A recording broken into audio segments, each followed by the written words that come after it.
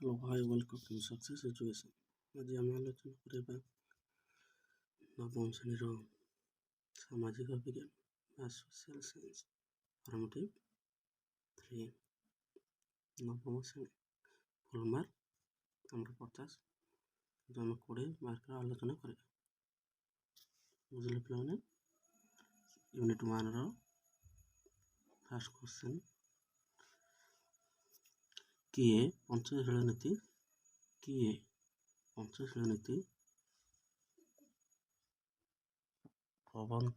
ପ୍ରବକ୍ତା ହୋଇଥିଲେ? ପଞ୍ଚଶୀଳ ନୀତିର ପ୍ରବକ୍ତା କିଏ ହୋଇଥିଲେ? ଏହାର ସଠିକ୍ ଆନ୍ସର୍ ହେଉଛି କିଏ? ନା ପଣ୍ଡିତ ଜବାହରଲାଲ ନେହେରୁ।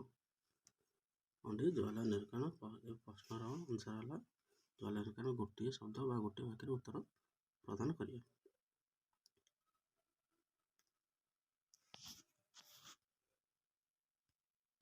ନେକ୍ସଟ କ୍ୱେଶ୍ଚନ୍, ଲାନ୍ସର ନୀତିର ପ୍ରଦନନ ଫଳ ସୋଭିଏତ ସଂଘର କି ସୁପାରିଶ ହେଇଥିଲା?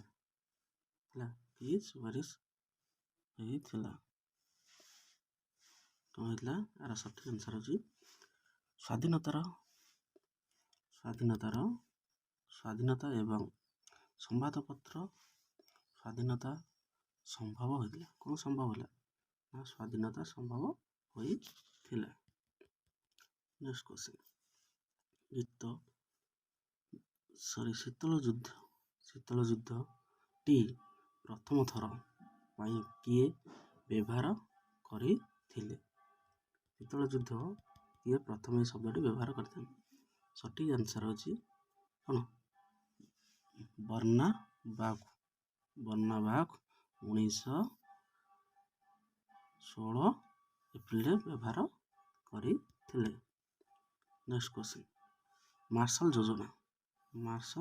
ଯୋଜନା କେବେ ପ୍ରବର୍ତ୍ତନ କରାଯାଇଥିଲା? ଯେଉଁ ମସିହାଟା ହେଉଛି କେତେ? 1947 ମସିହା ଜୁନ୍ 5 ତାରିଖ। କେତେ? ଜୁନ୍ 5 ତାରିଖ। ନେକ୍ସଟ କ୍ୱେଶ୍ଚନ୍, କେଉଁମାନଙ୍କୁ ନେଇ ତୃତୀୟ ବିଶ୍ୱ ସୃଷ୍ଟି ହୋଇଥିଲା? ଗୋଷ୍ଠୀ ନିରପେକ୍ଷ ତୃତୀୟ ବିଶ୍ୱ କହିଲେ କାହା ବୁଝାଏ? ନା ଆମର ଦୁଇଟା ବିଶ୍ୱ ହେଲା, ଗୋଟେ ପ୍ରଥମ ଗୋଟେ ଦ୍ୱିତୀୟ, ଦୁଇଟା ଗୋଷ୍ଠୀ। ଏଇଟା ହେଲା ତୃତୀୟ ଗୋଷ୍ଠୀ, ଯେଉଁଟାକୁ ଆମେ ତୃତୀୟ ବିଶ୍ୱ ସୃଷ୍ଟି ହୁଏ। ସେଥିରେ କିଏ? ନା ଗୋଷ୍ଠୀ ନିରପେକ୍ଷ ରାଷ୍ଟ୍ରମାନଙ୍କୁ ନେଇ ତୃତୀୟ ବିଶ୍ୱ ଆରମ୍ଭ ହେଲା। ତାର ମୁଖ୍ୟ ହେଉଛି କିଏ? ନା ଭାରତ।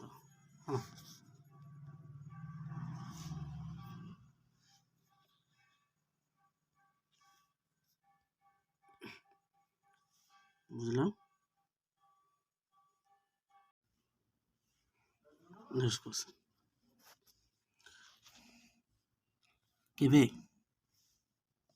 କେବେ ଓଡ଼ିଶାରେ ଅଂଶୁଘାତ ହୋଇଥାଏ? ଓଡ଼ିଶାରେ କେବେ ଅଂଶୁଘାତ ହୋଇଥାଏ? ପ୍ରଥମେ ଯେଉଁଟା ହେଲା ସେଇଟା ଆମେ ହିସାବ କେବେ? ନା 1998। ଆନ୍ସର୍ କେତେ? ନା 1998ରେ କ'ଣ ହୋଇଥିଲା? ନା ଅଂଶୁଘାତ ହୋଇଥିଲା। ନେକ୍ସଟ କ୍ୱେଶ୍ଚନ୍, କେଉଁ ମସିହାରେ ବନ୍ୟପ୍ରାଣୀ ସୁରକ୍ଷା ନିୟମ ହୋଇଥିଲା? କେଉଁ ମସିହାରେ? ନା 1972 ମସିହା। କେଉଁ ମସିହା? ନା 1972 ମସିହା। ନେକ୍ସଟ କ୍ୱେଶ୍ଚନ୍, ଭାରତର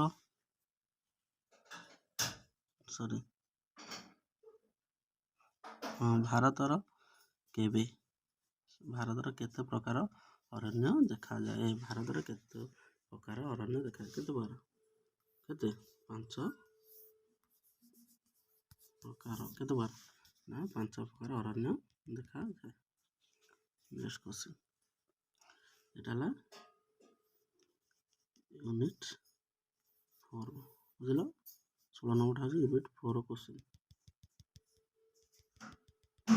ଯେ ମୋ ଚ୍ୟାନେଲ୍ ସବସ୍କ୍ରାଇବ୍ କରିନାହାନ୍ତି ସବସ୍କ୍ରାଇବ୍ କରିଦିଅନ୍ତୁ ଆଉ 1K ସବସ୍କ୍ରାଇବ୍ ହେଲା। 1K ସବସ୍କ୍ରାଇବ୍ ମୁଁ ଆପଣମାନଙ୍କୁ ସବୁ ରିଆଲିଟି କ୍ୱେଶ୍ଚିନ୍ ଯୋଗାଇ ଦେବି ବୁଝିଲେ, କାରଣ real question. Next question, Himalaya ପାଦଦେଶରେ କେଉଁ ଉଦ୍ଭିଦ ଦେଖାଯାଏ? ହିମାଳୟ ପାଦଦେଶରେ କେଉଁ ଉଦ୍ଭିଦ ଦେଖାଯାଏ? ତାର ସଠିକ୍ ଆନ୍ସର ହେଉଛି 1ରେ ଆମର 5ଟି ଉଦ୍ଭିଦ ଦେଖାଯାଏ। 1 ହେଲା କ୍ରାନ୍ତୀୟ ଚିରହରିତ, 2ରେ କ୍ରାନ୍ତୀୟ ବର୍ଣ୍ଣଭୋଜୀ ଅରଣ୍ୟ, ଆଉ କ୍ରାନ୍ତୀୟ କଣ୍ଟାବୁଦା ଓ ଗୁଳ୍ମ ଅରଣ୍ୟ ଓ ପାର୍ବତ୍ୟ ଅରଣ୍ୟ ଓ ଜୁଆରିଆ ଅରଣ୍ୟ। ବୁଝିଲ ବୁଝିଲ 5 ପ୍ରକାର। 15 ନମ୍ବର ଭାରତ କେତେ ବାର ଅରଣ୍ୟ ଦେଖା, ସେଇ ଅରଣ୍ୟଟା ଏପଟେ କ୍ୱେଶ୍ଚିନ୍ଟା ବୁଲେଇକି ଦେଇଛି। ନେକ୍ସଟ କ୍ୱେଶ୍ଚିନ୍, ଭାରତ ସରକାର କେବେ ବନ୍ୟପ୍ରାଣୀ ସଂରକ୍ଷଣ ଆଇନ ଗଠନ କରିଥିଲେ? କେତେ? ସେଇ 1972 ମସିହା। କେଉଁ ମସିହା? 1972 ମସିହାରେ। ନେକ୍ସଟ କ୍ୱେଶ୍ଚିନ୍,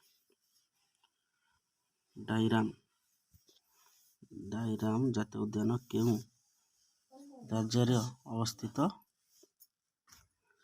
ଡାଇରାମ ଜାତୀୟ ଉଦ୍ୟାନ କେଉଁ ରାଜ୍ୟରେ ଅବସ୍ଥିତ? କେଉଁ ରାଜ୍ୟରେ? ନା ଜାମ୍ମୁ ଓ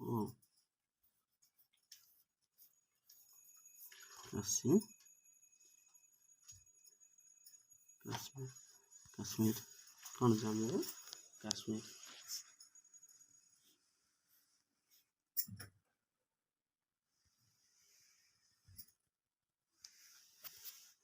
ନେକ୍ସଟ କ୍ୱେଶ୍ଚିନ୍, କେଉଁ ଜାତୀୟ ଉଦ୍ୟାନରେ ଅଧିକ ସଂଖ୍ୟକରେ ଏକଶିଙ୍ଗୀୟ ସଂରକ୍ଷଣ କରାଯାଇଛି? ଓ ଆସାମର ଜାଗିର। କେଉଁ ଅରଣ୍ୟ? ନା ଆସାମର ଜାଗିର ଅରଣ୍ୟ। କ'ଣ? ଆସାମର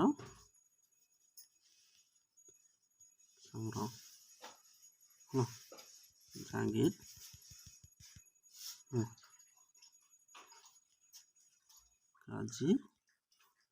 କାଜିରଙ୍ଗା।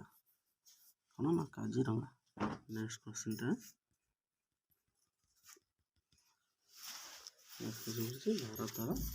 ଭାରତରେ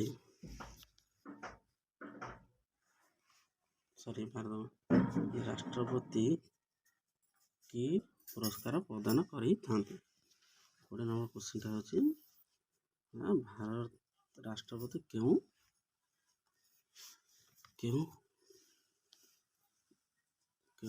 ଉପହାର ପ୍ରଦାନ କରିଥାନ୍ତି? କ'ଣ? ନା ଭାରତ ରତ୍ନ। ଯେଉଁ ପୁରସ୍କାର ଭାରତ ରତ୍ନ ଆମର ଯେଉଁ 3ଟି ଅଛି ସେ 3ରୁ ଗୋଟେ ଲେଖିଦେଉଛି ଚଳିବ ହେଲା। ଯେ ମୋ ଚ୍ୟାନେଲକୁ ସବସ୍କ୍ରାଇବ୍ କରିନାହାନ୍ତି ସବସ୍କ୍ରାଇବ୍ କରିନାହାନ୍ତି। ସକ୍ସେସ୍ ଏଜୁକେସନ୍ ମୁଁ ଆପଣଙ୍କୁ 100ରୁ 100 ଆନ୍ସର୍ କ୍ୱେଶ୍ଚିନ୍ ଯୋଗାଇଦେବି ହେଲା। 1K ସବସ୍କ୍ରାଇବ୍ କରିଲେ ମୁଁ ଖୁସି ହେବା ଆପଣଙ୍କୁ ସବୁ କ୍ୱେଶ୍ଚିନ୍ ଆନ୍ସର୍ ଯୋଗାଇଦେବି।